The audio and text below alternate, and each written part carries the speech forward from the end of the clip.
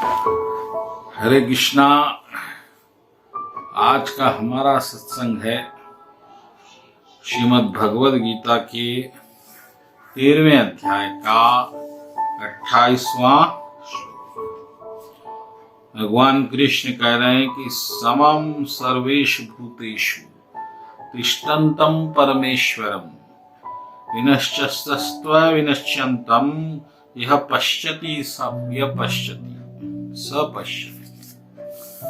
इसका अर्थ है जो परमात्मा को समस्त शरीरों में आत्मा के साथ देखता है और जो यह समझता है कि इस नश्वर शरीर के भीतर ना तो आत्मा ना ही परमात्मा कभी विनिष्ट होता है, वह वास्तव में देखता है।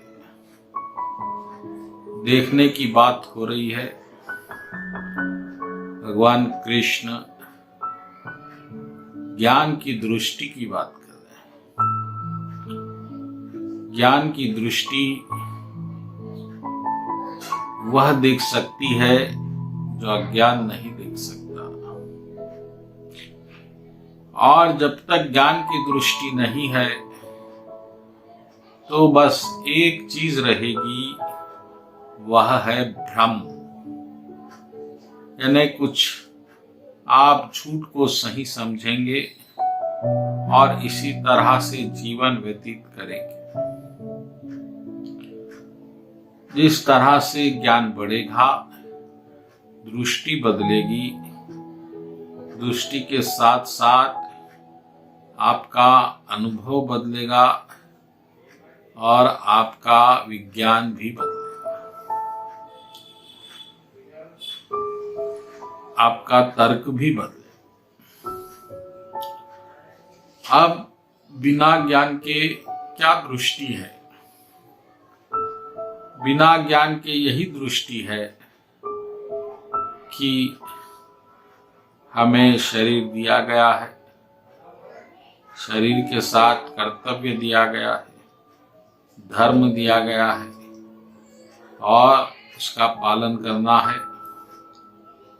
और उसके पालन के लिए हमें सब कुछ निछावर करना है और सारा दायित्व हम पर है। और अगर हम नहीं रहेंगे तो इन लोगों का क्या होगा? इस तरह से अहंकार की आत्मा एक तर्क बनाती है और उस तर्क के आधार पर ही पूरा जीवन व्यतीत करती है। लेकिन अगर मैं नहीं रहूंगा तो क्या होगा? यह जो भाव है, यह कर्तापन का भाव है और इस पर सारी जिम्मेदारी आप पर आ गई है, क्योंकि आप कर रहे हैं और आपके सिवाय इस परिवार में दूसरा कोई इस परिवार का सहारा नहीं है। या तो आप सहारा बने हुए हैं या आप सहारा दे रहे हैं। ये दो चीजें हो सकती हैं और ये दोनों ही दृष्टियां अज्ञान है, क्योंकि जिम्मेदारी, दायित्व, कर्तव्य ये सब उसी वक्त सक्षम हो सकते हैं जब आप वास्तव में करता है। आप तो दिए हुए शरीर को चला रहे हैं, दिया हुआ मन को चला रहे हैं, दी हुई बुद्धि को चला रहे हैं। तो जिसने बुद्धि, मन और शरीर बनाया, वास्तव में वो चलाने वाला है। और इस तरह से ज्ञान की खोज में जाते जाते आप इस बिंदु पे पहुंचेंगे कि सब कुछ करने वाला परमात्मा है और वह आत्मा के इच्छा अनुसार सब कुछ कर रहा है। और ये परमात्मा आज से नहीं रह रहा है, अनंत काल से जब आप कीड़े बने थे तो परमात्मा था, जब आप पक्षी बने थे तो परमात्मा था, और जब आप चंडाल बने थे तो परमात्मा था, जब आप देव बने थे तो परमात्मा था। ये परमात्मा एक मानव में आपका जीवन साथी है, और ये ऐसा जीवन साथी है जो आपको जन्म जन्म जन्म संभाल रहा है, आपके शरीर को चला रहा है, और आपके शरीर से आपकी इच्छाओं की पूर्ति कर रहा है। ऐसा साथी हर एक शरीर में, हर एक जीवात्मा के साथ अचर चर में स्थित है, व्याप्त है, और पूरी दुनिया इस तरह से परमात्मा के अधीन है। अब क्योंकि ये ज्ञान आपको हो गया है, तो वो जो आपके अहंकार का भाव था कि मैं नहीं रहूंगा तो क्या होगा, ये मिट जाएगा। क्योंकि आप भले रहे ना रहे, लेकिन वो परमात्मा सबके साथ रहेगा। वो परमात्मा आपके साथ भी था, वो परमात्मा आपके परिवार के साथ भी रहेगा। इसलिए भक्तगणों, हमें किसी की चिंता करने की आवश्यकता नहीं है। इस जगत को चलाने के कारण हम नहीं हैं, इस परिवार को चलाने के कारण भी हम नहीं हैं। उस कारण के कारण स्वयं परमपिता परमेश्वर भगवान है, जो परमात्मा बनकर इस शरीर में व्याप्त है, और शरीर के मिटने पर भी वो आपसे दूर होने वाले नहीं है। यानी कि वो परमात्मा जो सब कुछ कर रहा है लेकिन मौन है, क्यों? यह भी एक प्रश्न बनता है।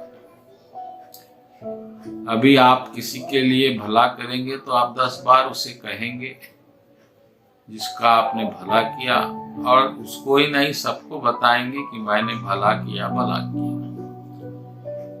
लेकिन ये परमात्मा हमारा सहारा है, हमारा अस्तित्व है, हमारी इच्छा पूर्ति करने का आधार है, और शरीर के मिटने के बाद भी हमारे साथ है। फिर वह हमारे सामने क्यों नहीं आ रहा है?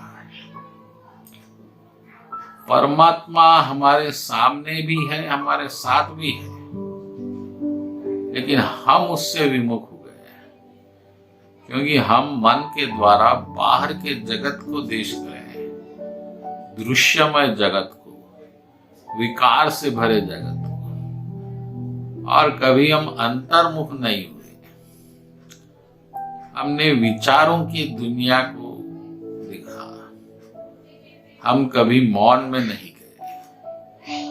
जब आप अंतर्मुख होते, परांगमुख नहीं होते, उसी क्षण आपको परमात्मा की प्राप्ति होती है।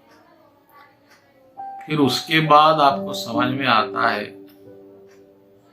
कि वो जो आप में आत्मा की प्यास थी, वो जो आप में अभाव था, वो जो आप में बेचैनी थी, वह मात्र परमात्मा को भूलने के कारण थी। परमात्मा के साथ आप जुड़ते ही पूर्ण हो जाते हैं, आपका मन पूर्णता से भर जाता है। वह उसके जन्मों जन्मों की प्यास उसी क्षण बुझ जाती है, और वह शांत होकर, स्थिर होकर एक जगह टिक जाता है। क्योंकि परमात्मा जैसा साथी ही हमारी आकांक्षा है, हमारी प्यास है, हमारी पुकार है। हमें कोई ऐसा सहारा चाहिए जो पूर्णतया हमारे पाप को ना देखे, हमारी हीनता को ना देखे, हमारी कमजोरी को ना देखे और हमें हर हाल में प्यार करे, हर हाल में हमारा साथ निभाए। ऐसा कोई साथी, ऐसा कोई हमसफर इस कठिन जीवन के लिए बहुत आवश्यक है। अब हमने उसे ढूंढा है, बाहर ढूंढा, रिश्तों में ढूंढा, संबंधों में ढूंढा, परिवार में ढूंढा, लेकिन ऐसा कोई हमको नहीं मिला, ना ही मिल सकता है। क्योंकि जिस तरह हम बद्ध है, फंसे हुए हैं, हमारे बाकी के परिवार के लोग भी फंसे हुए हैं। उनकी इच्छाएं हैं, उनका लक्ष्य है, उनका जीवन है। कोई हमारे लिए जीवन व्यतीत करेगा, ऐसा होना कठिन है, संभव नहीं है। हाँ, कुछ संस्कारवश कुछ सम्मान, कुछ सेवा प्राप्त करेंगे, लेकिन वो आपके मन के अनुकूल नहीं होगी। मन को तो पूर्ण चाहिए, मन को तो कोई हमारा अपना दीवाना चाहिए, जो हमारे लिए ही हो। जैसा कोई पत्नी पति में अपना अस्तित्व ढूंढती है पूर्णता समर्पण के साथ, उसी तरह हर आत्मा का अस्तित्व उस पूर्ण परमात्मा में है, जो आत्मा के कण कण से परिचित है और सक्षम है। परमात्मा इतने सक्षम है कि वो हमारी हर इच्छा पूरी करते हैं, कर रहे हैं, करेंगे। और ऐसा साथी मिलते ही आप निश्चित हो जाते हैं। आप खुद के प्रति निश्चित होते हैं, दूसरों के प्रति, क्योंकि उनके साथ भी वही परमात्मा उनका है। तो अब आपको किसी के लिए चिंता करने की आवश्यकता नहीं, बल्कि आपको तो अब परमात्मा के साथ जुड़ के रहने की आवश्यकता हो जाती है। उसे आप एक नहीं क्षण भी नहीं भूलते, क्योंकि वो आपको एक क्षण नहीं भूला है आज तक। तो इस तरह से प्रेम का आदान प्रदान होकर आप परमात्मा से जुड़कर पूर्णता को प्राप्त करके इस जन्म में अनंत सुख भोग के फिर इस जन्म के पश्चात वैकुंठ धाम को भी पधारते हैं। ऐसा भगवान ने वादा किया है। बोलो कृष्ण कन्हैया लाल जी की जय।